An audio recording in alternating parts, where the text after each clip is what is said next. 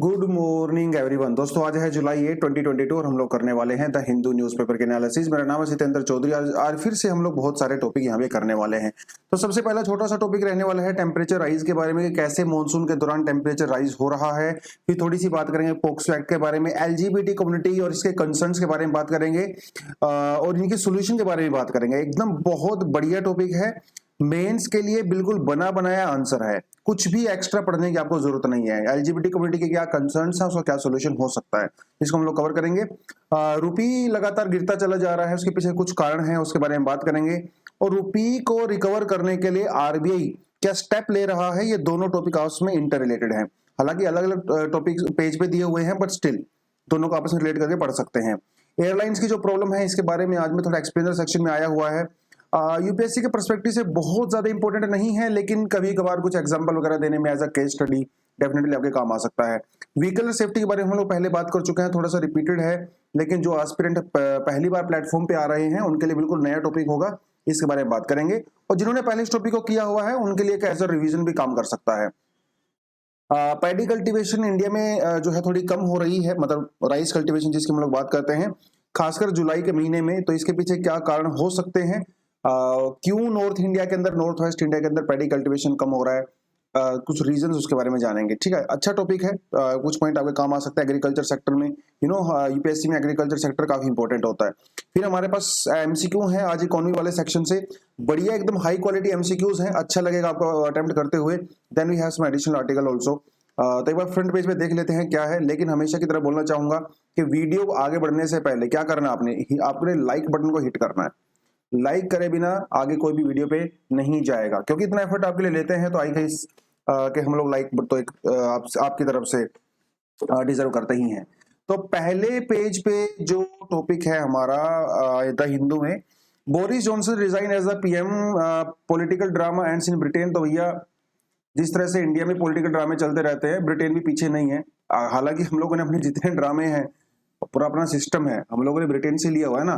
तो जॉनसन भाई साहब अभी उन्होंने रिजाइन कर दिया है पीएम पद से, और बहुत पहले कर देना चाहिए था, लेकिन भाई पद पे बने हुए हैं, किसी को भी पावर छोड़ना अच्छा तो नहीं लगता। क्योंकि कोविड के दौरान इन भाई साहब ने, इनकी कैबिनेट ने खुद रूल बनाए, लेकिन खुद ही भाई साहब पार्टी कर रहे हैं, अपनी बर्थडे पार्टी। अब छोटे बच्चे थोड़ी ना हो कि बर्थडे पार्टी कर रहे हो, तो पूरी कैबिनेट को बुलाया, दोस्तों को बुलाया, मित्रों को बुलाया, रिश्तेदारों को बुलाया। और कोविड के दौरान जब लंदन के अंदर बहुत ज्यादा हाई लेवल लॉकडाउन चल रहा था, है ना, डिस्टेंस की बात कर रहे थे, दुकानें बंद थी, फैक्ट्रीज बंद थी, और ये भाई साहब अपनी घर में जो है पार्टी कर रहे थे, एकदम पूरा पैग वैग लगा रहे हैं, डांस पार्टी चल रही है, डीजे पार्टी। तो मोरल ग्राउंड्स के ऊपर जो है इनको बहुत पहले ही रिजाइन दे देना चाहिए था, ऐसा बहुत जगह से डिमांड आ रही थी, लेकिन फिर भी मान नहीं रहे थे, क्योंकि पावर छोड़ना अच्छा नहीं लगता है। लेकिन फाइनली जो है इनके कैबिनेट के कुछ लोगों ने रिजाइन कर दिया है, इनके ऊपर प्रेशर काफी समय से बन रहा था, अभी इन्होंने टाटा बाय बाय वहां से बेसिकली कर दिया। इमेजिन करिए इंडिया में हमारे प्राइम मिनिस्टर या कोई सीएम जो है इस तरह की लॉकडाउन के दौरान पार्टी करते पाए जाते, तो भैया चीर हरण हो जाता उनका उसी टाइम पे, है ना। मोरल ग्राउंड के ऊपर बहुत छीछा लेदर हो जाती समाज में। तो लेकिन ये हर जगह चलता है, ऐसा नहीं है कि बहुत जगह यूरोपियन कंट्रीज में के वहां पे मोरल ग्राउंड्स बहुत हाई हैं एंड ऑल दैट, कुछ कुछ जो है वहां पे भी एलिमेंट ऐसे होते हैं जो इस तरह की हरकतें करते हैं। खैर देखना रहेगा, काफी इंटरेस्टिंग के ब्रिटेन के अंदर क्या चल रहा है। In Bali meeting with the Wang Jaishankar raises LAC issue, मतलब लाइन ऑफ एक्चुअल कंट्रोल की बात कर रहे हैं। तो G20 की मीटिंग होने वाली है नवंबर में, उससे पहले जो है बाली के अंदर मीटिंग हुआ G20 के लीडर्स का, इंडिया चाइना के लीडर्स का आपस में जो यहाँ पे बातचीत हुई। तो बेसिकली इनके बातचीत का मेन मुद्दा जो है एलएसी रहा। इंडिया ने तो एलएसी के बारे में ही आवाज उठाई, चाइना ने एलएसी के बारे में ज्यादा आवाज नहीं उठाई, उसको पता ही है कि वो पहले क्या वहां पे क्या हरकतें कर रहा है। उसके अलावा चाइना ने किसके बारे में आवाज उठाई, वीवो। तो वीवो जो मोबाइल कंपनी है, राइट, उसके ऊपर अभी जो ईडी की रेड वगैरह चल रही है उसके बारे में इन्होंने बात किया है। उसके अलावा हमारे प्राइम मिनिस्टर मोदी जी ने कुछ समय पहले दलाई लामा को बर्थडे विश किया था, उसके बारे में भी जो है इन्होंने थोड़ा बहुत बातचीत किया, क्योंकि चाइना को उससे काफी ऑब्जेक्शन है। दलाई लामा ने जो है इंडिया में जो है रिफ्यूज लिया है, शरण ली हुई है, असाइलम, वो सारी चीजें। तो दलाई लामा को रिकॉग्नाइज नहीं करता है चाइना, और दलाई लामा को एज अ फिगर मानता है पॉलिटिकल अपोनेंट, क्योंकि तिब्बत के वो पॉलिटिकल और रिलीजियस गुरु हैं, स्पिरिचुअल हेड हैं। और तिब्बत के लिए जो मूवमेंट होती है चाइना में, वो सारी सारी चीजें दलाई लामा को रिप्रेजेंट करते हैं। नोबेल प्राइज, पीस प्राइज उनको मिल चुका है। पूरी दुनिया में जो चाइना का जो जो सप्रेशन है उसको रिप्रेजेंट करते हैं एक तरह से, तो उसको उन्होंने थोड़ी बहुत आवाज उठाई, कोई और कुछ खास इसमें हुआ नहीं था। खैर आगे बढ़ते हैं। Monsoon getting hotter then the summer, ये एक छोटी सी न्यूज यहाँ पे है। छोटी न्यूज इन द सेंस कि सिर्फ एग्जांपल देने का भी काम आ सकती है, कोई और इन्होंने कोई खास यहाँ पे रीजंस वगैरह खास बताए नहीं। तो इनका देखिए ये कहना है कि देखो दो तीन चीजें होती हैं, एक होता है हमारा समर सीजन, एक होता है हमारा विंटर सीजन, और एक होता है हमारा रेनी सीजन, है ना। तो मार्च अप्रैल मई का जो महीना होता है, मार्च अप्रैल मई जून का भी मान सकते हो, वैसे मार्च अप्रैल मई माना जाता है। मार्च अप्रैल और मई का महीना हमारा समर सीजन होता है। फिर जून जुलाई अगस्त सितंबर हमारा विंटर सीजन होता है, और सॉरी जून जुलाई अगस्त सितंबर हमारा रेनी सीजन होता है, मानसून, और फिर बाद में हमारा विंटर सीजन होता है। अब ये तो बात पक्की है कि क्लाइमेट चेंज की वजह से जो है टेम्परेचर हमारा ओवरऑल इंक्रीज हो रहा है, राइट। पिछले जो है बहुत सालों में 1951 से लेके 1981 तक, और फिर बाद में जो है 1991 तक, और अभी 2022 तक, तो ये कुछ इस तरह से मेजरमेंट किया जाता है आईएमडी के द्वारा। तो इसमें तो कोई डाउट नहीं है कि एवरेज जो टेम्परेचर है इंडिया का वो इंक्रीज हो रहा है, राइट। कहीं का कहना है कि इंडिया का जो एवरेज टेम्परेचर है वो 1901 से लेके 2020 के बीच में 0.6 डिग्री इंक्रीज हो गया है ओवरऑल। ये तो ऑब्वियस सी बात है, क्लाइमेट चेंज हो रहा है तो टेम्परेचर तो बढ़ेगा ही।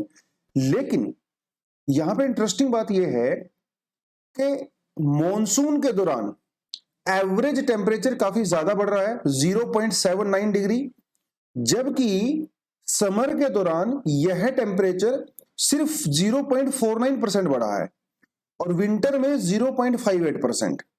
इंटरेस्टिंग चीज है ना। ओवरऑल टेम्परेचर है 62 डिग्री, मतलब 0.62 डिग्री, मतलब हमारे इंडिया में पिछले डेकेड्स के अंदर मॉनसून के दौरान टेम्परेचर इंक्रीज हो रहा है। जबकि ऐसा माना जाता है कि मॉनसून में टेम्परेचर इतना, देख आप एब्सोल्यूट टर्म में मत जाइए। एब्सोल्यूट टर्म में तो सीधी सी बात है भाई, समर में तो टेम्परेचर, मॉनसून में तो टेम्परेचर तो नहीं होगा। समर में तो टेम्परेचर 49 डिग्री तक चला जाता है, इस बार तो गया है दिल्ली में भी। मॉनसून में उतना नहीं होगा, लेकिन जब हम लोग इंक्रीज की बात करते हैं पॉइंट फॉर्मेट में, तो मॉनसून के दौरान जो है टेम्परेचर कंपैरेटिवली विंटर और समर के इंक्रीज ज्यादा हो रहा है। ये जो है इन्होंने बस इस केस के अंदर बताया है।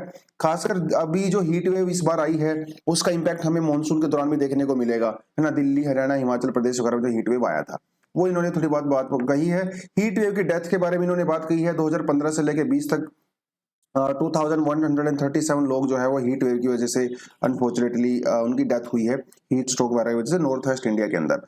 सदर्न पेनिनसुला की बात करें तो खासकर आंध्र प्रदेश वगैरह में काफी ज्यादा हीट वेव से डेथ होती है, राइट। तो ये छोटा सा टॉपिक था और इसमें कुछ खास है नहीं, फिर वही climate change and all that वो सब चलता ही रहता है। ठीक है, आगे बढ़ते हैं। नेक्स्ट जो हमारे पास टॉपिक है दोस्तों, उससे आगे बढ़ने से पहले बताना चाहूंगा कि अगर किसी बच्चे ने कोचिंग ज्वाइन करना है, हमारे साथ जुड़ना है अपनी जर्नी के अंदर, तो डेफिनेटली आप एडमिशन ले सकते हो। अभी एडमिशन ओपन है, 3 जुलाई से एडमिशन स्टार्ट हो चुके हैं। अभी आपको जो है 1-2 क्लास आपने जो मिस कर दी है उसकी आपको रिकॉर्डेड क्लास मिल जाएगी। उसके अलावा आपकी पूरी लाइव क्लासेस चलती हैं, 3 घंटे की क्लासेस होती हैं, एकदम बहुत डिटेल्ड अच्छी क्लासेस होती हैं। और हम आपको डेली क्विज देते हैं, वीकली क्विज देते हैं, आंसर लिखने के लिए प्रैक्टिस करते हैं, वैल्यू एडिटिव मटेरियल दिया जाता है, prelims test series, mains test series, सारी चीजों का आपका ध्यान रखा जाता है ना। मेंटरशिप प्रोग्राम आपकी की जाती है, 1-to-1 टीचर के साथ बैठ के आप अपनी समस्याएं जो हमको बता सकते हो। तो बहुत बढ़िया प्रोग्राम है। तो जिस भी बच्चे को ज्वाइन करना है, व्हाट्सएप नंबर यहाँ पे दिया हुआ है, इस पे मैसेज करके आप सारी इन्फॉर्मेशन ले सकते हो। पसंद आए तो डेफिनेटली आप ज्वाइन कर सकते हो। किस तरह से हम लोग पढ़ाते हैं, किस तरह का हम लोग कंटेंट देते हैं, वो तो आपको पहले से पता ही है। ये फॉर्म जो है डिस्क्रिप्शन बॉक्स में दिया हुआ है, इसको आप जाके फिल कर सकते हो, और इसको फॉर्म को फिल करने के बाद आपका एडमिशन की प्रोसेस हम आगे बढ़ा सकते हैं। ठीक है, तो ये टॉपिक तो छोटा सा था इस वाला। कल आपको जो है 2 एमसीक्यूज पूछे थे, उसका आंसर हमारे पास है। तो हिल्टन यंग कमीशन के रिकमेंडेशन में आरबीआई की स्थापना की गई थी, और व्हाइट लेबल एटीएम्स वो होते हैं जो कि नॉन बैंकिंग एंटिटीज के द्वारा ओन किए जाते हैं और मैनेज किए जाते हैं। नॉन बैंकिंग एंटिटी मतलब कोई भी हो सकती है, जैसे टाटा हो सकती है ना, नॉन बैंकिंग एंटिटी है। तो इसको कॉन्ट्रैक्ट दिया जाता है बेसिकली थर्ड पार्टी को, बैंकों के द्वारा, है ना। जैसे एसबीआई बैंक ने जो है टाटा को कॉन्ट्रैक्ट दे दिया कि भाई आप जो है एटीएम को मैनेज कर लीजिए, वो सारी चीजें, बीच में जो उसको फीस लगती है, ट्रांजैक्शन हो रहा है, वो सब रहता है। तो ये 2 टॉपिक थे हमारे पास। आज भी हम लोगों ने 3 एमसीक्यू निकाले हैं, उसको थोड़ा हम बाद में देखेंगे। तो नेक्स्ट हमारे पास जो छोटा सा टॉपिक है वो है POCSO applies to Muslim girl who attain puberty, है ना। देखिए, तो ये केस क्या है वो थोड़ा सा आपको बता देता हूं। दिल्ली का ये केस है, उसमें जो है एक आदमी था और उसकी जो है एंगेजमेंट हुई थी किसी लड़की के साथ, ठीक है, जिसकी एज जो है वो 16 ईयर्स थी जब उनकी एंगेजमेंट हुई थी। अब ये माइनर है, राइट, माइनर तो है लेकिन इसने प्यूबर्टी अचीव कर लिया था। मुस्लिम पर्सनल लॉ ये कहता है कि जब किसी गर्ल कोई प्यूबर्टी अचीव कर लेती है तो उसकी शादी हो सकती है, वो मैरिजेबल एज उसकी हो जाती है। चंडीगढ़ पंजाब हाई कोर्ट ने भी थोड़े समय पहले ये कहा था, अभी 2-3 महीने पहले, कि प्यूबर्टी के बाद 16 इयर्स की जब हो जाती है लड़की तो उसकी शादी हो सकती है under Muslim personal law. That is a separate thing. अब ये मामला ये बनता है कि इनकी एंगेजमेंट हो गई, उन दोनों के बीच में जो है फिजिकल जो है इंटरकोर्स हुआ और ये मामला चला गया अभी हाई कोर्ट के अंदर। तो हाई कोर्ट के अंदर ये फाइल मतलब एप्लीकेशन डाली गई उस पर्सन के अगेंस्ट में कि उसने उसका रेप किया है, क्योंकि हमारा जो पोक्सो एक्ट है उसके तहत ये रेप की कैटेगरी में आता है। उस पर्सन ने ये दलील दिया हाई कोर्ट के अंदर कि देखिए भैया, एक तो इसने प्यूबर्टी अचीव कर लिया था और मुस्लिम पर्सन लॉ के अंदर जो है इसे हम लोग रेप नहीं कह सकते, बिकॉज हालांकि उनकी मैरिज नहीं हुई थी, सिर्फ एंगेजमेंट ही हुई थी। शादी होती तो केस अलग चलता, राइट। अब वो तो ज्यादा कानून में हम लोग नहीं जाएंगे, मुझे कानून की बहुत ज्यादा जानकारी भी नहीं है, बट स्टिल तो पोक्सो एक्ट जो है इसलिए थोड़ा न्यूज में है, राइट। पोक्सो एक्ट किस लिए बनाया गया था? चिल्ड्रंस को प्रोटेक्ट करने के लिए, सेक्सुअल ऑफेंस के अगेंस्ट में, इसलिए तो पोक्सो एक्ट बनाया गया था, राइट। इस पोक्सो एक्ट के अंदर क्या होता है, जब भी कंप्लेंट डाली जाती है तो उसके 2 महीने के अंदर पूरी इन्वेस्टिगेशन वगैरह आपकी हो जानी चाहिए, कंप्लीट आपकी हो जानी चाहिए। तो कौन कौन से जो ऐसी चीजें हैं जो कंसिडर की जाती हैं पोक्सो एक्ट के तहत एज अ ऑफेंस, है ना? या तो मतलब जो बच्चा है वो मेंटली लो होता है, आप उसके साथ फिजिकल रिलेशन बनाते हो, ठीक है। जो आर्म्ड फोर्सेस होती हैं, सिक्योरिटी पर्सनल होते हैं, वो अगर ये कमिट करते हैं तो उनको भी इसके अंदर रखा जाता है। पब्लिक सर्वेंट होते हैं, सरकारी नौकरी जो कर रहे होते हैं वो भी सब रहते हैं इसके अंदर। और कोई ऐसा पर्सन जो कि ट्रस्ट की पोजीशन में होता है, कोई टीचर हो सकता है, उसका डॉक्टर हो सकता है, पुलिस ऑफिसर, फैमिली मेंबर, अगर वो उस बच्चे के साथ जो है, अब वो बच्चा बॉय भी हो सकता है, गर्ल भी हो सकता है, क्योंकि पोक्सो एक्ट जो है वो जेंडर न्यूट्रल होता है, ठीक है। तो उनके खिलाफ जो है पोक्सो लगाया जाता है, ये थोड़ा आपको पता होना चाहिए। पोक्सो जेंडर न्यूट्रल है, पहले आपको बता दिया, इसमें गर्ल और बॉय का कोई चक्कर नहीं होता है, बच्चा बच्चा होता है। एज कितनी मानी गई है? 18 मानी गई है। देखिए यहाँ पे एज की भी 2 क्राइटेरिया है, एक 18 साल है, एक 16 साल है, ठीक है। अब इनमें क्या फर्क है? 18 साल का अगर कोई है, उससे कम है, चाहे उसका कंसेंट भी क्यों ना हो, उसके कंसेंट के बावजूद भी अगर आप उसके साथ फिजिकल रिलेशन बनाते हो या अब्यूज करते हो तो वो पॉक्सो की कैटेगरी में आता है। मतलब कोई फर्क नहीं पड़ता, अगर वो बच्चा जो है वो 17 साल और 360 डेज का भी है, उसने कंसेंट अगर दे भी दिया है, still it is going to be considered as a rape. Are you getting this point? अगर वो बच्चा 18 साल से कम है और उसका अब्यूज होता है तो मिनिमम 7 साल से लेकर 10 साल की सजा आपको हो सकती है। लेकिन अगर वो 16 साल से भी कम है और अगर आप पेनिट्रेटिव सेक्सुअल असोल्ट करते हो, ठीक है, एक्चुअल में अगर आप पेनिट्रेशन करते हो तो आपका भैया 20 साल से ज्यादा की सजा और लाइफ इंप्रिजनमेंट भी हो सकती है। ये फर्क है 16 साल में और 18 साल में। 18 साल से अगर कम बच्चे का अगर पेनिट्रेटिव सेक्सुअल असोल्ट होता है तो 20 साल या लाइफ इंप्रिजनमेंट भी आपको हो सकती है। और अगर 18 साल के कम से उम्र, मतलब 16 से 18 के बीच में अगर कंसेंट भी होता है, it is still going to be considered as a rape. ये इनमें थोड़ा सा फर्क होता है। हाँ, लेकिन ये ध्यान भी रखना चाहिए कि अगर कोई फॉल्स कंप्लेंट करता है ना, मान लो कुछ अब्यूज हुआ नहीं और फिर भी अगर आपने फॉल्स कंप्लेंट किया, तब भी भाई आपके खिलाफ कार्रवाई होगी। दिल्ली में अभी जो है 6 महीने पहले ये केस आया था, किसी आदमी ने अपने पड़ोसी के ऊपर ये फॉल्स चार्ज लगाया था कि उसने उसकी बच्ची के साथ सेक्सुअल अब्यूज किया है। अब बदला लेने के लिए कोई प्लॉट व्लॉट का चक्कर था उनका, तो उनको जो है कोर्ट ने 3 साल का सजा दिया है उसके पेरेंट्स को। तो ये भी काफी हाई प्रोफाइल केस रहा था। तो थोड़ा सा आपको पोक्सो के बारे में पता होना चाहिए, राइट। अच्छा लगा टॉपिक, बढ़िया है, रिपीटेड है, पहले हम लोग कर चुके हैं इसको। Trends to show 27% in deep paddy cultivation. तो बेसिकली ये जुलाई के महीने की बात कर रहा है, तो खासकर ये पंजाब वाले रीजन में, हरियाणा वाले रीजन में, वेस्टर्न यूपी वाले रीजन में पैडी कल्टीवेशन जो है वो कम हुआ। कितना कम हुआ है? 27% डिक्रीज हुआ है जुलाई, 1 जुलाई तक का ये रिकॉर्ड हमारे पास है। खरीफ सीजन की क्रॉप होती है। इसका रीजन क्या बताया जा रहा है फार्मर्स के द्वारा? वाटर स्कार्सिटी और हाई प्राइस ऑफ फर्टिलाइजर, ये 2 रीजन बताए जा रहे हैं। वाटर स्कार्सिटी तो सीधी सी बात है, वो तो क्योंकि मॉनसून भी थोड़ा सा लेट ही आया यहाँ पे, और इस बार जो हीट वेव भी काफी चल पड़ा था, तो वाटर स्कार्सिटी तो इस रीजन में नॉर्मली है ही, उसमें तो कोई डाउट ही नहीं है। फर्टिलाइजर प्राइस बहुत ज्यादा हाई हो गया है। क्यों? क्योंकि ग्लोबल सिचुएशन हो गई है ना। काफी ज्यादा फर्टिलाइजर के लिए जो रॉ मटेरियल हम लोग मंगवाते थे, या तो रशिया से मंगवाते थे, यूक्रेन से, अब वहां पे चल रहा है झगड़ा भैया। तो रॉ मटेरियल ही अगर नहीं आएगा तो फर्टिलाइजर तो महंगा होगा ही होगा, है ना। चाहे आप डैप की बात कर ली, मोप की बात कर ली, एनपी के, मतलब नाइट्रोजन, फास्फोरस और पोटेशियम की बात करता है, जो कि पैडी कल्टीवेशन के लिए बहुत यूजफुल होते हैं। ये चाहिए ही होते हैं पैडी कल्टीवेशन में, मुझे बहुत अच्छे से पता है क्योंकि आई बिलोंग फ्रॉम हरियाणा और हम यहाँ पे पैडी कल्टीवेशन मेरे फादर करते हैं। तो वो भी बहुत बार बात करते रहते हैं कि फर्टिलाइजर बहुत महंगा हो गया है, इनपुट कॉस्ट इंक्रीज हो गई है, जबकि सरकार एमएसपी इंक्रीज नहीं कर रही है, राइट। तो जो किसानों का प्रॉफिट मार्जिन है वो काफी कम होता चला जा रहा है। तो जो प्रॉफिट मार्जिन ही कम होगा तो किसान डेफिनेटली कम ग्रो करेंगे। तो ये कुछ चीजें हैं, और जिसकी वजह से ब्लैक मार्केटिंग भी बढ़ रही है फर्टिलाइजर को खरीदने के लिए किसानों के बीच में, तो वो भी यहाँ पे काफी चीजें हैं। तो थोड़ा सा पैडी कल्टीवेशन के बारे में पता होना चाहिए। देखिए इंडिया में जो है पैडी मतलब राइस जो है वो एक स्टेपल फूड माना जाता है, लगभग सारे इंडिया में ही कंज्यूम किया जाता है। और जो जहाँ पे डार्क ग्रीन एरिया है यहाँ पे थोड़ी ज्यादा इंटेंसिव होती है, ये थोड़े से जो कम वाले ग्रीन एरिया है यहाँ पे भी पैडी कल्टीवेशन होती है, लेकिन उतनी ज्यादा नहीं होती। ये डिपेंड करता है रेनफॉल के ऊपर, है ना, क्योंकि कोस्टल एरिया में रेनफॉल ज्यादा होता है, वाटर अवेलेबिलिटी अच्छी खासी होती है, तो वहाँ पे पैडी कल्टीवेशन काफी इंटेंसिव होता है। वेस्ट बंगाल के अंदर तो साल भर में 3 क्रॉप्स उगाई जाती हैं पैडी की, 3 क्रॉप, जो कि काफी इंटरेस्टिंग चीज है। और तीनों के नाम भी अलग अलग हैं, ओस, अमन और बोरो। ये वेस्ट बंगाल वाला है। ये परसों जो हम लोगों ने किया था आर्टिकल, उसी से मैंने as it is copy paste किया, कुछ नया इसमें बिल्कुल भी नहीं है। थोड़ी कंडीशन आप पढ़ सकते हो पैडी कल्टीवेशन के लिए। वेस्ट बंगाल जो है हाईएस्ट राइस प्रोड्यूसर है, पंजाब, उत्तर प्रदेश, आंध्र प्रदेश, बिहार वगैरह, थोड़ा आप इसको भी पढ़ सकते हो।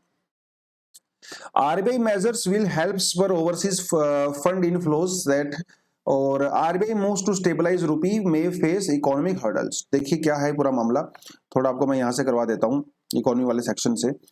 क्योंकि आपको पता है कि रुपया जो है भैया लगातार नीचे गिरता चला जा रहा है। पिछले कुछ महीने में 8 से 10%, 6 से 8% जो है रुपये की वैल्यू गिर गई है। और देखिए क्या होता है ना, हम लोग फ्री फ्लोटिंग मार्केट में बिलीव करते हैं, है ना। फ्री फ्लोटिंग मार्केट का मतलब ये होता है कि जो रुपया होता है और जो डॉलर होता है उसके अंदर गवर्नमेंट ज्यादा इंटरफेयर नहीं करती है। गवर्नमेंट कह लो या आरबीआई कह लो, वो अपने आप ही, फ्री मार्केट है ना, खुद ही डिमांड और सप्लाई के हिसाब से अपनी कीमत को फिक्स कर देता है। ये मतलब होता है किसका? फ्री मार्केट का। डॉलर और रुपी डिमांड और सप्लाई के हिसाब से अपने आप ही अपनी कीमत को फिक्स कर लेते हैं, गवर्नमेंट इंटरफेयर नहीं करती है। गवर्नमेंट इंटरफेयर वहां करती है जहां पे क्लोज्ड इकोनॉमी होती है या फिर सेमी क्लोज्ड इकोनॉमी होते हैं, जिसे हम लोग कमांड इकोनॉमी भी बोलते हैं। जैसे चाइना के अंदर किया जाता है, नॉर्थ कोरिया में किया जाता है, इस तरह की कंट्रीज में किया जाता है। अब हमारे यहाँ पे भैया रुपया लगातार गिर रहा है एज कंपेयर टू डॉलर, तो जब एक्स्ट्रा ऑर्डिनरी सिचुएशन होती है ना, तब आरबीआई यहाँ पे डेफिनेटली इंटरफेयर कर सकता है रुपये की कीमत को बैलेंस करने के लिए। अब सीधी सी बात है, डिमांड और सप्लाई का खेल होता है। जिस भी प्रोडक्ट की डिमांड बहुत हाई होती है उसकी वैल्यू भी इंक्रीज हो जाती है, या जिसकी सप्लाई बहुत कम हो जाती है उसकी वैल्यू भी इंक्रीज हो जाती है। जिसकी सप्लाई बहुत ज्यादा इंक्रीज हो जाती है तो उसकी वैल्यू डिक्रीज हो जाती है। सीधी सी बात है भैया, एक्स्ट्रा सप्लाई पड़ी हुई है, कोई पूछ ही नहीं रहा है ना। मार्केट में चारों तरफ ही पैसा आ जाएगा, है ना, तो कौन ही पूछेगा पैसे को, कीमत उसकी गिर जाती है। तो सप्लाई जब बहुत ज्यादा हाई हो जाती है तो कीमत नीचे चली जाती है, जो जैसा कि इन्फ्लेशन के केस में होता है जब मनी सप्लाई बहुत ज्यादा हाई हो जाती है। इसमें सिचुएशन कुछ कुछ ऐसी ही हो रही है, क्योंकि जब यूएसए ने अपने कंट्री के अंदर इंटरेस्ट रेट को इंक्रीज किया तो डेफिनेटली जो इन्वेस्टर थे जिन्होंने इंडिया के मार्केट के अंदर इन्वेस्ट किया हुआ था, हम लोग उनको इंडिया में रिटर्न तो मिल रहा था, कोई डाउट, उसमें कोई डाउट नहीं है। लेकिन जब यूएसए ने इंटरेस्ट रेट बढ़ाया तो उनको यूएसए में बेटर इंटरेस्ट रेट मिलना शुरू हो गया। तो उन्होंने क्या किया, इंडियन मार्केट से पैसा निकाल के अपनी मार्केट में डालना शुरू कर दिया, जिसे हम लोग आईएफपीआई आउटफ्लो भी कहते हैं या कैपिटल आउटफ्लो भी कह सकते हो। तो ये यूएसए में जाना शुरू हो गया। अब जब यूएसए में डॉलर जाने लगा तो इंडिया की मार्केट में डॉलर की सप्लाई हो गई कम। ठीक है, डॉलर की जब सप्लाई कम हुई तो रुपये की सप्लाई इंक्रीज होना शुरू हो गया। अब दोनों ही चीजें यहाँ पे उल्टी हो गई, डॉलर की सप्लाई कम हो रही है, रुपये की वैल्यू सप्लाई ज्यादा हो रही है। तो इससे क्या होगा भैया, रुपये की वैल्यू तो गिरेगी ना अपने आप ही, सीधी सी बात है। उसके अलावा फिर रशिया यूक्रेन वाला इशू तो है ही, फर्टिलाइजर प्राइसेस हाई हो रहे हैं, एडिबल ऑयल के प्राइसेस हाई हो रहे हैं, ग्लोबल सप्लाई चेन है वो पूरी तरह से डिस्टर्ब हो गई है। तो these are some of the reason जिसकी वजह से रुपया गिर रहा है। अब आरबीआई यहाँ पे क्या कर सकता है, क्योंकि डॉलर की सप्लाई कम हो गई है तो आरबीआई की रिस्पॉन्सिबिलिटी बनती है कि वो डॉलर की सप्लाई को बढ़ाए, क्योंकि डॉलर की सप्लाई अगर इंक्रीज होगी तभी तो रुपये के साथ वो बैलेंस होगा, अदरवाइज तो नहीं हो पाएगा। तो और आरबीआई के पास भैया खूब सारा डॉलर है, आरबीआई के पास जो है 450 बिलियन डॉलर के लगभग जो है वो फॉरेक्स रिजर्व होता है। तो इसमें से कुछ पैसा निकाल के आरबीआई मार्केट के अंदर डालना शुरू कर देती है। जिससे मार्केट में डॉलर की सप्लाई बढ़ जाती है और रुपये की जो वैल्यू है वो बैलेंस हो जाती है। ये तरीका होता है। बेसिकली क्या है, हमारा मेन ऑब्जेक्टिव ये है कि मार्केट के अंदर डॉलर लेके आना है, क्योंकि डॉलर की सप्लाई कम हो गई है। इसके लिए एक बहुत बड़ा चीज हो सकती है एक्सटर्नल कमर्शियल बोरोविंग, जो कि आरबीआई ने भी स्टेप लिया हुआ है। पहला क्या होता था, जो प्राइवेट कंपनी, मान लो टाटा का एग्जांपल देता हूं आपको, टाटा को एक्सटर्नल कमर्शियल बोरोविंग वो ले सकता था, लेकिन उसकी लिमिट होती थी $700 मिलियन। तो आरबीआई ने भी क्या किया, आरबीआई ने इसको बढ़ा के जो है $1.5 बिलियन कर दिया। मतलब जो प्राइवेट कंपनीज होती हैं वो अभी फॉरेन मार्केट से ज्यादा पैसा उठा सकती हैं, जुगाड़ कर सकती हैं, और जब ऐसा होगा तो इंडियन मार्केट में डॉलर की सप्लाई बढ़ जाएगी और रुपया अपने आप ही बैलेंस हो जाएगा। ऐसा उन्होंने स्टेप लिए है। उसके अलावा गोल्ड को लेके भी आप एग्जांपल यहाँ पे दे सकते हो। अभी सरकार ने जो है गोल्ड के ऊपर इंपोर्ट ड्यूटी इंक्रीज की है। उससे क्या होता है, जब गोल्ड के ऊपर इंपोर्ट ड्यूटी इंक्रीज हो जाती है तो गोल्ड महंगा हो जाता है ना, एक्सपेंसिव हो जाता है। तो गोल्ड महंगा हो जाता है, लोग गोल्ड की डिमांड कम करते हैं, और डिमांड कम करते हैं तो हमारा जो करंट अकाउंट डेफिसिट है वो बैलेंस हो जाता है। क्योंकि करंट अकाउंट डेफिसिट का मतलब क्या होता है कि इंपोर्ट ज्यादा होता है, एक्सपोर्ट कम होता है, और इंपोर्ट में बहुत बड़ा फैक्टर होता है गोल्ड। देखिए गोल्ड, क्रूड ऑयल को तो हम ज्यादा कुछ कर नहीं सकते, वो तो चाहिए यार हमें, है ना, वो तो बैकबोन है, उसके बिना कुछ हो नहीं सकता। कम से कम गोल्ड को तो कंट्रोल कर सकते हैं। तो गोल्ड के ऊपर सरकार ने इंपोर्ट ड्यूटी बढ़ा दिया, जिसकी वजह से थोड़ा सा गोल्ड की कीमत बढ़ गई है। हालांकि सरकार ऐसा अंदाजा लगा रही थी कि इससे गोल्ड की डिमांड कम हो जाएगी, लेकिन गोल्ड को लेके हमारी दीवानगी अलग ही लेवल पे होती है, तो डिमांड एक्चुअली कम हो नहीं रही है। तो ये थोड़ा सा स्टेप जो है आरबीआई क्या ले सकती है, उसके लिए आपका, हालांकि इकोनॉमी का आपका बिल्कुल बेसिक टॉपिक होता है, ये काफी समय लगता है इसको क्लासरूम में करने में, बट स्टिल आई होप आपको थोड़ा बहुत समझ में आ गया होगा। इसलिए इकोनॉमी के टॉपिक्स में हमेशा आपको बोलता हूं कि पहले आप अपने बेसिक कॉन्सेप्ट कवर करिए। बेसिक कॉन्सेप्ट कवर करने के बाद ही आप इकोनॉमी के आर्टिकल्स को अच्छे से समझ सकते हो, अदरवाइज तो समझना काफी मुश्किल हो जाता है। 3 क्वेश्चन है जो मैंने इकोनॉमी वाले सेक्शन से उठाए हैं, यूजली इन्फ्लेशन वाले चैप्टर से ज्यादा है ये, तो आप थोड़ी इसको देख सकते हो। तीनों टॉपिक को, स्क्रीन को जो है आपने पोज करना है, क्वेश्चंस को पढ़ना है, कमेंट सेक्शन में आपने बढ़िया आंसर देना है।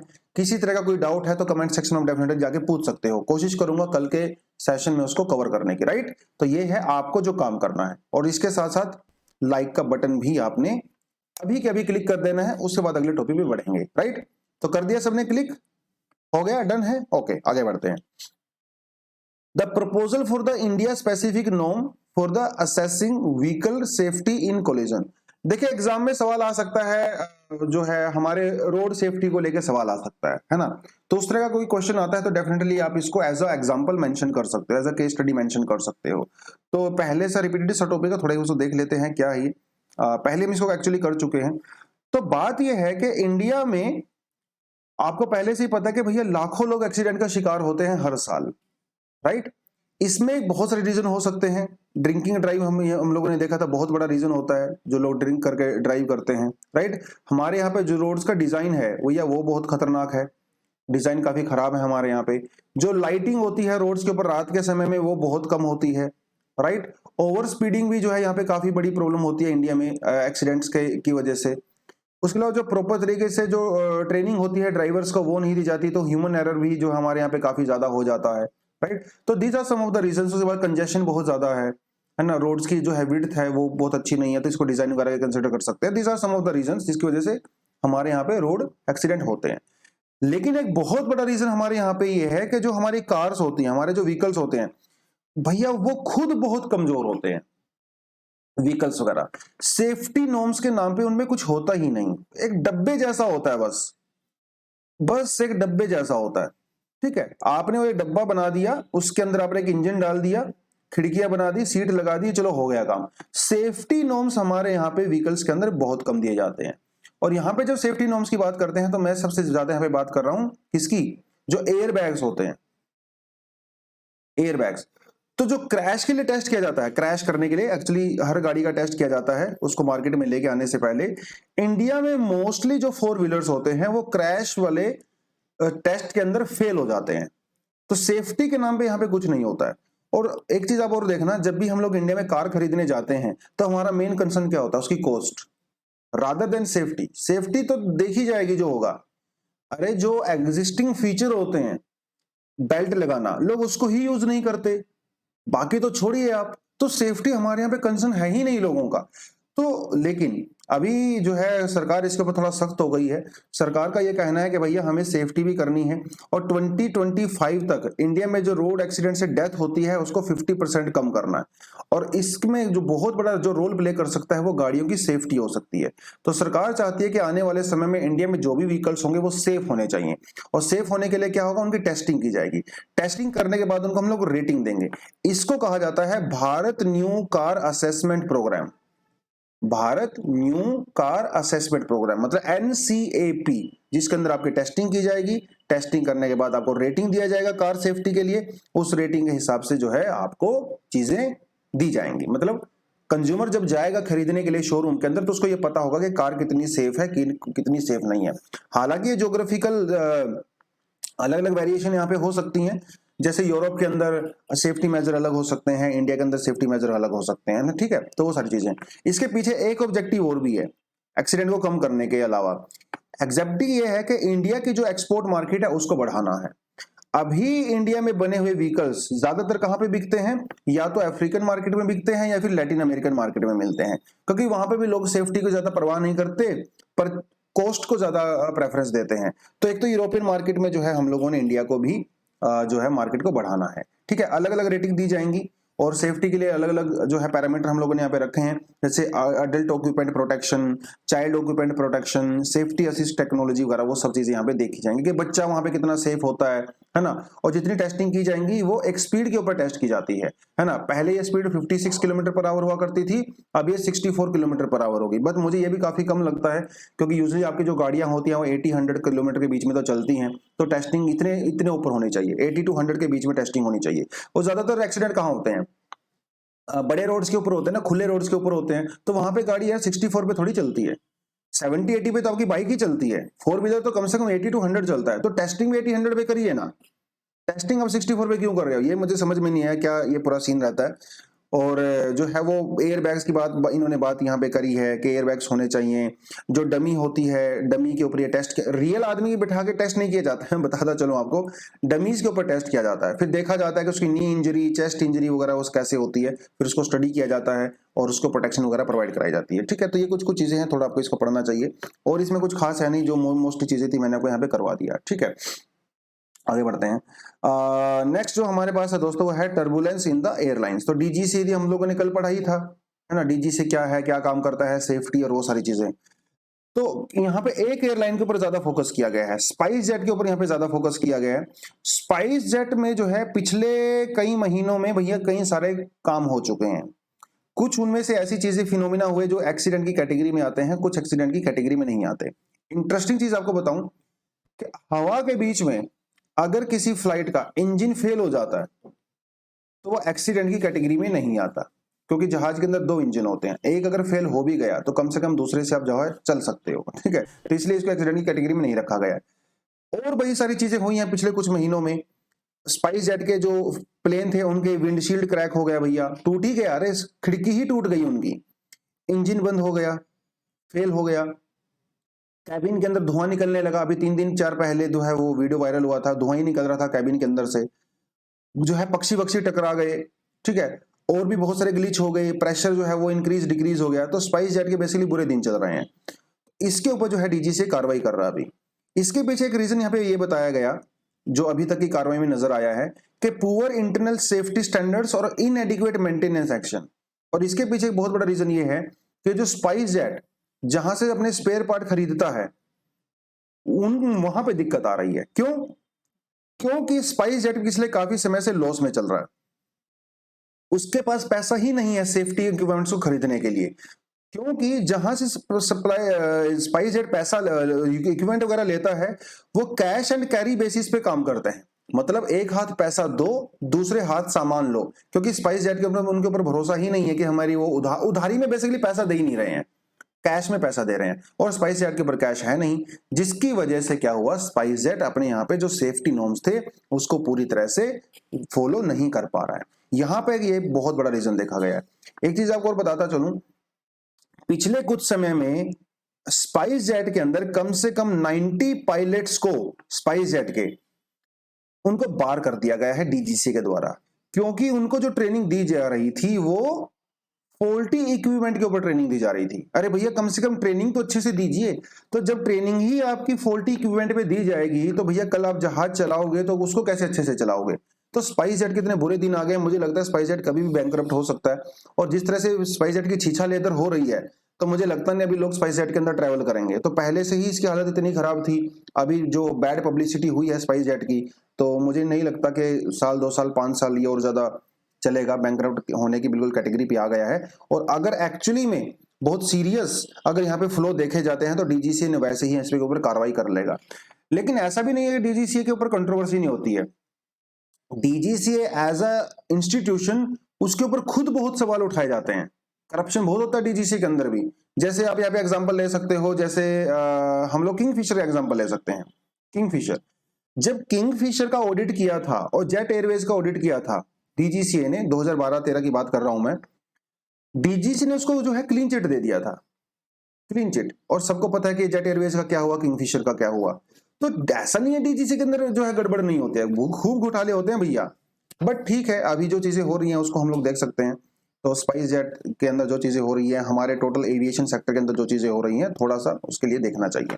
ठीक है, make sense of the rupee slump. तो रुपी गिर रहा है, तो ऑलरेडी मैं आपको पॉइंट बता ही चुका हूं रुपी क्यों गिर रहा है ना। और यूक्रेन वाला crisis, current account deficit, interest rate जो हाइक हुआ है, गोल्ड की बात हम लोगों ने यहाँ पे कर लिया है ना, ऑयल की बात हम लोगों ने यहाँ कर लिया, तो उसके बारे में बात कर रहा है।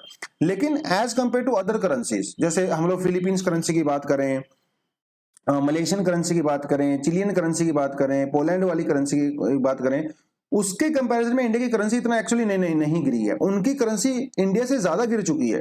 हालांकि ब्राजील की जो करेंसी है और जो रूबल है, जो रशिया की करेंसी है, वो पॉजिटिव में जा रही है। मतलब ये है कि ब्रिक्स कंट्री के अंदर इंडिया की करेंसी सबसे ज्यादा फॉल हुई है, जबकि overall Thailand, Chile, Japanese currency, Philippine currency India से ज्यादा गिरी है। इंडिया की जो करेंसी कितनी गिरी है, ओनली 6.8%, 6.8%, जबकि जापानीज येन जो है वो 17% गिर चुका है भैया। पोलैंड की जो करेंसी है वो 15% गिर चुकी है। चिली की जो करेंसी है वो 12% गिर चुकी है। उनके कंपैरिजन में तो इंडिया बेटर परफॉर्म कर रहा है, लेकिन ब्रिक्स कंट्री में इंडिया सबसे पुअर परफॉर्म कर रहा है। चाइना की भी करेंसी गिरी है, लेकिन वो कितनी गिरी है, सिर्फ और सिर्फ 5%, जबकि इंडिया की करेंसी गिरी है 6.8%। तो थोड़ी थोड़ी चीजें इन्होंने यहाँ पे कंपेयर करके बताया है। मतलब हमारी हालत बुरी है, लेकिन ऐसे भी लोग हैं जिनकी हालत हमसे भी ज्यादा बुरी है। तो आज का जो एडिटोरियल है वो है दोस्तों LGBTQ+IA+ कम्युनिटी के बारे में है। तो इनके क्या कंसर्न्स हैं, क्या सॉल्यूशन हो सकते हैं, ये इन्होंने ये बात कही है। और ये आर्टिकल आया क्यों है, इसके पीछे पर्पस क्या है कि जून के महीने को जो है एज अ प्राइड मंथ मनाया जाता है बाय LGBTQ+ कम्युनिटी के द्वारा, जिसे LGBT मतलब लेस्बियन, गे, ट्रांसजेंडर्स, ठीक है, उसको क्यूयर, उनको कहा जाता है LGBTQ कम्युनिटी। तो उन्होंने जो है प्राइड मंथ मनाया था। इंडिया में जो है सेक्शन 377, जो इसको हम लोग नालसा जजमेंट बोलते हैं, लैंडमार्क जजमेंट है, जिसके तहत डीक्रिमिनलाइज कर दिया गया था। ठीक है, और एलजीबीटी कम्युनिटी को एज रिकॉग्नाइज किया गया है लीगल तौर पे। उसके बावजूद भी इंडिया में एलजीबीटी कम्युनिटीज बहुत सारे जो है प्रॉब्लम फेस करती है। मेंटल इलनेस, फिजिकल इलनेस उसको वो फेस करती है। मतलब कानून पास होने के बावजूद भी, नालसा जजमेंट आने के बावजूद भी प्रॉब्लम यहाँ पे दूर नहीं हुई है। ठीक है, क्या क्या प्रॉब्लम है जो एलजीबीटी कम्युनिटी को फेस करनी पड़ती है।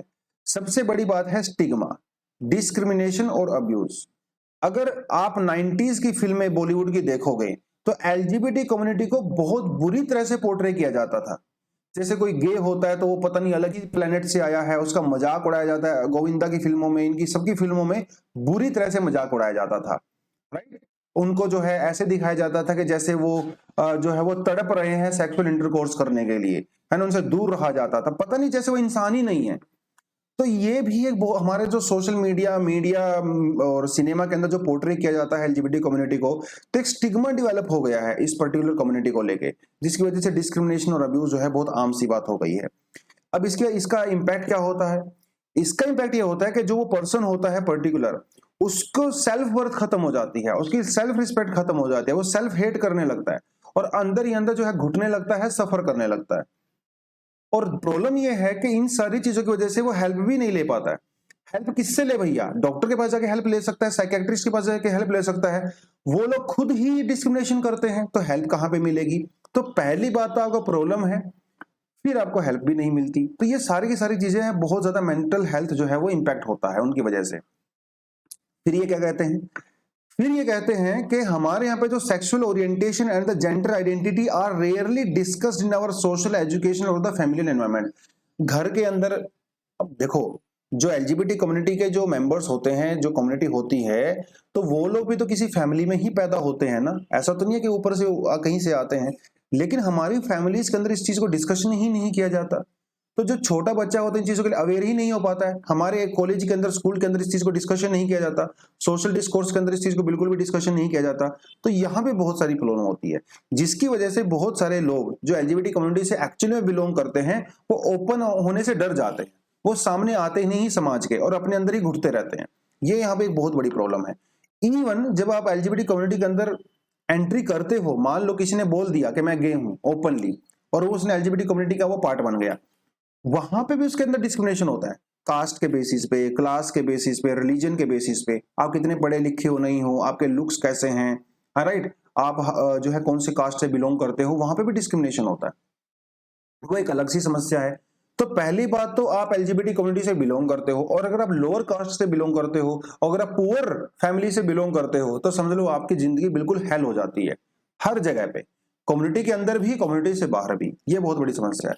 और दोस्त आपको नहीं मिल पाते, फैमिली मेंबर आपको सपोर्ट नहीं करते, आपको समझते नहीं है, ये बहुत बड़ी समस्या है, राइट। तो आप हमेशा आउटसाइडर ही रहते हो, अपनी फैमिली में भी, अपनी कम्युनिटी में भी, समाज में भी। तो सोच के देखिए, जिसको हर जगह से जो है दुत्कारा जाएगा, तो उसका हालत क्या होगी? तो मेंटल इलनेस तो आएगी, एंग्जाइटी आपके अंदर आने लगेगी, अकेलापन आपको महसूस होने लगेगा, होमोफोबिया आपके अंदर जो है डेवलप हो जाता है, आप ड्रग्स लेने लगते हो। ये सारी चीजें तो नेचुरली सी हो ही जाती है ना।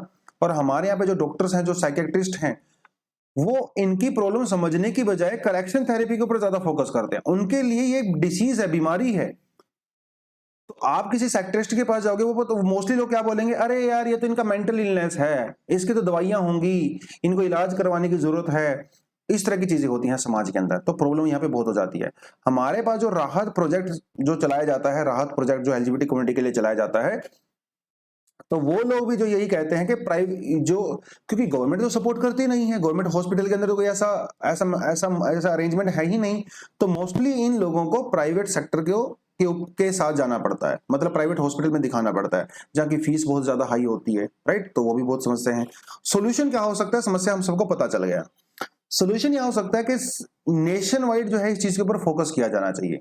जैसे प्रधानमंत्री जी मन की बात करते हैं, तो मन की बात में आगे एलजीबीटी कम्युनिटी के ऊपर बात कर सकते हैं। तो एक अवेयरनेस जो है टाइप का यहाँ पे पैदा होगा।